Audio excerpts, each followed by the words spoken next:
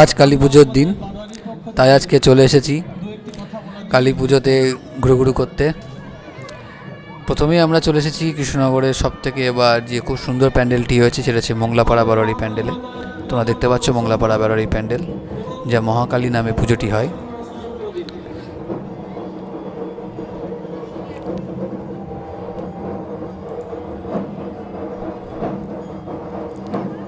প্যান্ডেলটা কিন্তু খুব বড় প্যান্ডেল করেছে, এবার পুরো মাঠ জুড়েই প্যান্ডেলটা হয়েছে। আমার তো প্যান্ডেলটা খুবই ভালো লেগেছে, এবং ভেতরে যেভাবে প্যান্ডেলটাকে ডেকোরেশন করা হয়েছিল সেটা খুব সুন্দর। আমরা যখন গেছিলাম সেখানে তখন আরতি চলছিল, আমরা মোটামুটি পুরো আরতিটাই দেখেছি। তোমরাও দেখো, খুব সুন্দর ঢাকের লড়াই হচ্ছে এখানে, ঢাক বাজছে, তোমরা দেখতেই পাচ্ছ। এখন আরতি চলছে, পুরোহিত মশাই এখন আরতি করছে, আর এদিকে ঢাক বাজছে।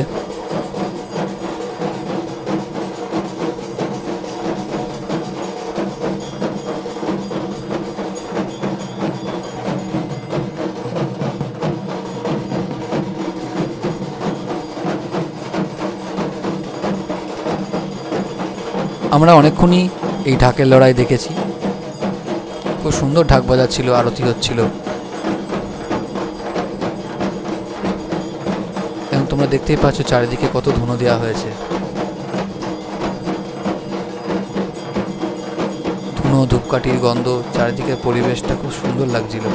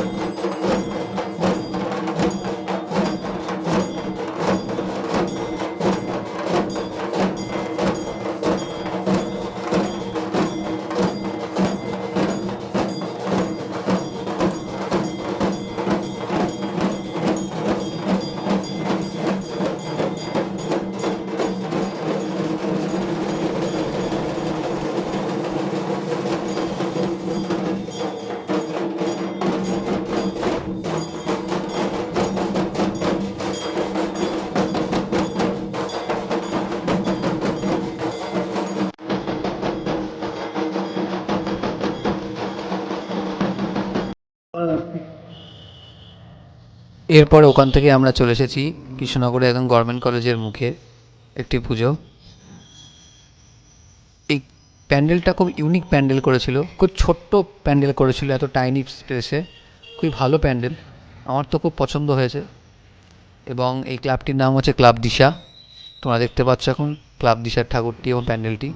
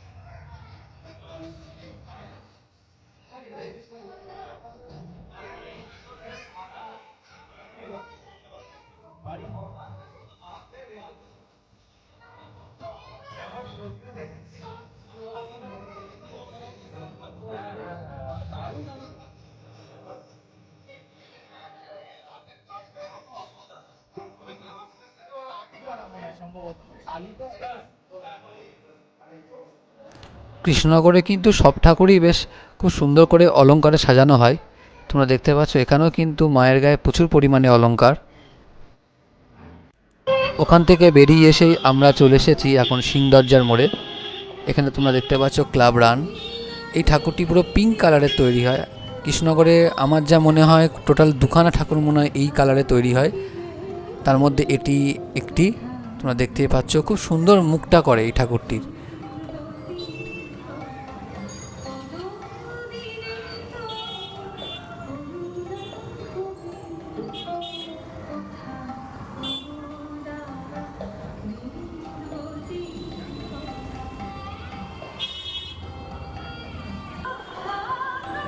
ওখান থেকে বেরিয়েই আমরা এখন সামনের দিকে এগোতেই আরেকটি ঠাকুর পেয়ে গেলাম। আমি এই ক্লাবটির নাম ঠিক বলতে পারবো না, তবে এখানকার যে পুজোটা, এখানকার ঠাকুরটা আবার একটু অন্য রকমের। তোমরা দেখতেই পাচ্ছ আগের ঠাকুরটা চেয়ে এই ঠাকুরটা একটু অন্য রকমের।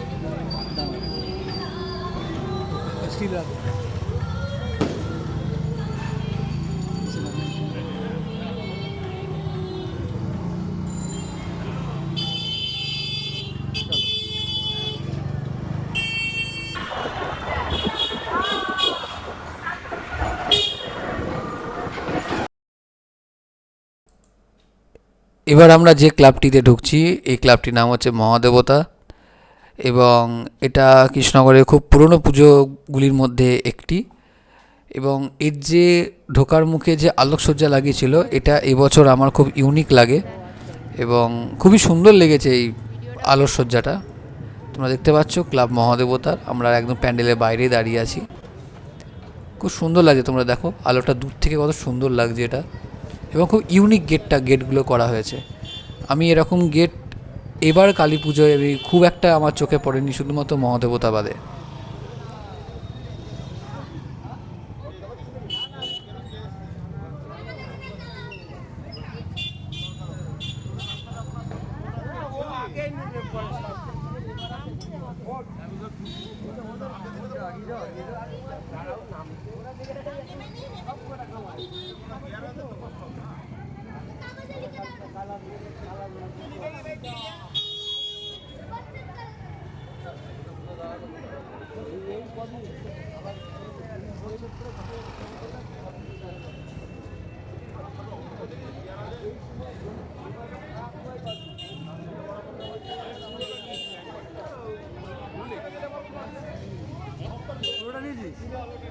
আমি ওটা পরে এডিটে দেবো। হ্যাঁ,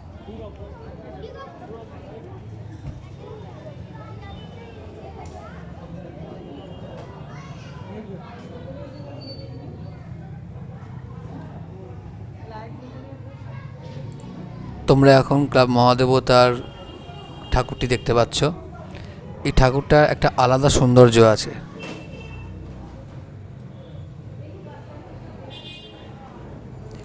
এটি কৃষ্ণনগরের অনেক পুরনো পুজোগুলির মধ্যে একটি।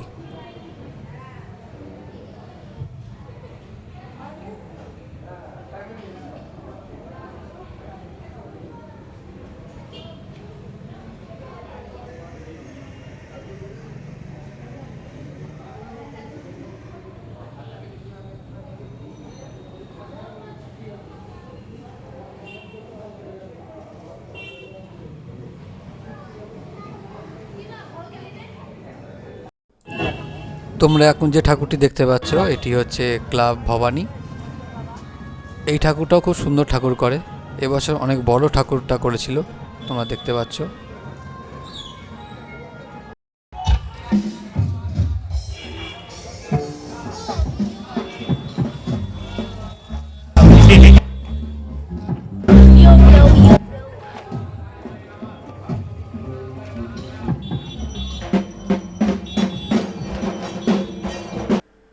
তোমরা এখন যে পুজোটি দেখতে পাচ্ছ এটি হচ্ছে কৃষ্ণনগরের একদম সেন্টারের পুজো। এটা হচ্ছে চ্যালেঞ্জ, ক্লাব চ্যালেঞ্জ। এটা একদম কৃষ্ণনগরের প্রাণকেন্দ্রতে পুজোটি হয়। এবছর কিন্তু এই ক্লাবের একটু নতুনত্ব ব্যাপার ছিল, সেটা হচ্ছে এই যে এরা মণ্ডপটি তৈরি করেছিল, এই মণ্ডপটি দুদিক দিয়ে পেছনে রাস্তা বেরিয়ে যাচ্ছে, এরা পুরো রাস্তাটাকে জুড়েই মণ্ডপটি তৈরি করেছিল এবং খুব খোলামেলা পরিবেশে এবার এই মণ্ডপটি তৈরি করা হয়েছিল। আমি এই প্রথমবার কৃষ্ণনগরে এই ক্লাব চ্যালেঞ্জকে এই রকম একটি সুন্দর মণ্ডপ তৈরি করতে দেখলাম, এবং এর যে পরিবেশ ছিল প্রচণ্ড পরিমাণে খোলামেলা ছিল, তার জন্য ভেতরে কোনো রকম গরম বা অন্য কোনো কিছু তোমাদের ফিল হবে না, আমারও ফিল হয়নি এবং খুব সুন্দর লাগছিল। মানে এবছর এই প্যান্ডেলটির জন্য ঠাকুরটির সৌন্দর্য আরও অনেক বেশি এনহ্যান্স হয়ে গেছিলো।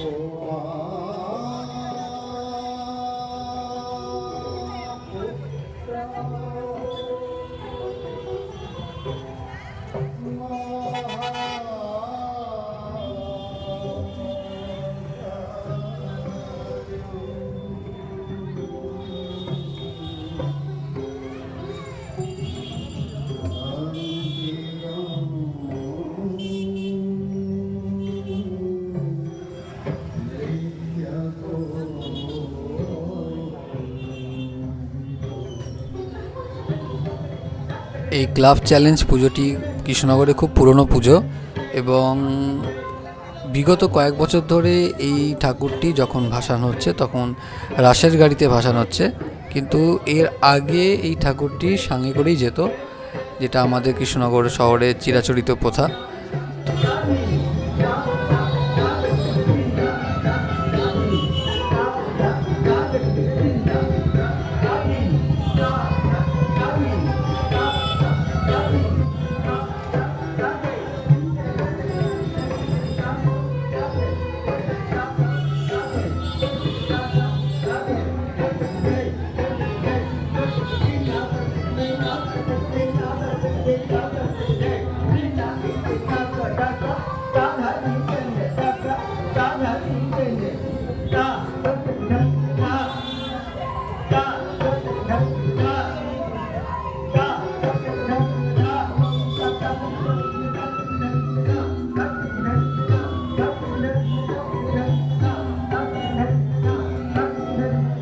এখন আমরা চলে এসেছি ক্লাব রক্তজবাতে, যেখানে এখন তোমরা দেখতে পাচ্ছ যে লাইট অ্যান্ড সাউন্ড শো হচ্ছে।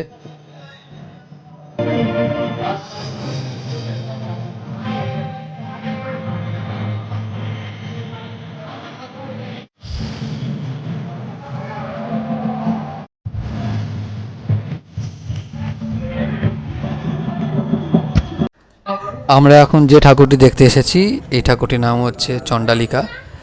এই ঠাকুরটি কৃষ্ণনগরের, যদি আমি মনে করি আমার দিক থেকে এটি 1 নম্বর সুন্দর ঠাকুর। আমি প্রত্যেক বছর এই ঠাকুরটি ভাসান দেখার জন্য অপেক্ষা করি, কিন্তু আমি এবছর করতে পারিনি, কারণ এই ঠাকুরটি অনেক লেট নাইটে বেরিয়েছিল। মেবি নাইট বলা ভুল, প্রায় 3:30-এর পরে। তো আমি মোটামুটি এবার 2-2:30-এর মধ্যে বাড়ি ঢুকে গিয়েছি। তো আমার পক্ষে এই বছরই এই ঠাকুরটি ভাসান দেখা সম্ভবই হয়নি।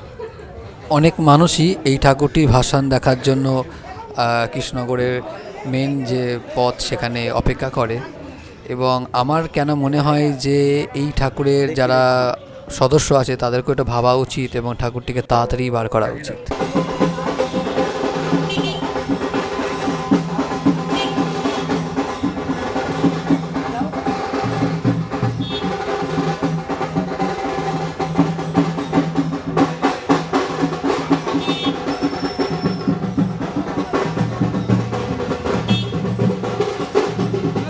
আমরা এখন যে ঠাকুরটা দেখতে এসেছি এটা কৃষ্ণনগরের একটু বাইরে, এটা হচ্ছে সন্ধ্যা মাঠপাড়া ঠাকুর। এই ঠাকুরটি এত বড় যে এই ঠাকুরটিকে কোনো রকমভাবেই জলঙ্গিতে গিয়ে ভাসান দেওয়া সম্ভব নয়, তাই জন্য এই ঠাকুরটিকে জায়গাতেই ঠাকুরটিকে বিসর্জন দেওয়া হয় এবং দমকলের সাহায্যে এই ঠাকুরটিকে বিসর্জন দেওয়া হয়। এই ঠাকুরটি আনুমানিক তোমরা ধরে ফেলো প্রায় কিছু না হলেও 45 ফিটস এর থেকে 50 ফিটস এর হাইট।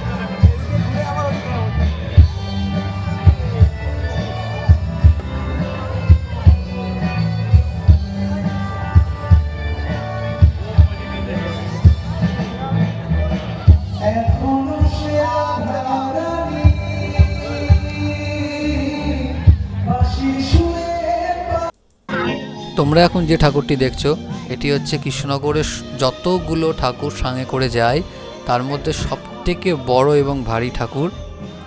আমি চেষ্টা করলাম তোমাদেরকে কৃষ্ণনগরের কতগুলো ভালো ভালো ঠাকুর দেখানোর। তো এবছরকার মতন আমি আমার এই কালী পুজো 2024-এর ব্লগ এখানেই শেষ করছি। প্লিজ আমার এই চ্যানেলটিকে তোমরা সাবস্ক্রাইব করে দিও, সাপোর্ট করো।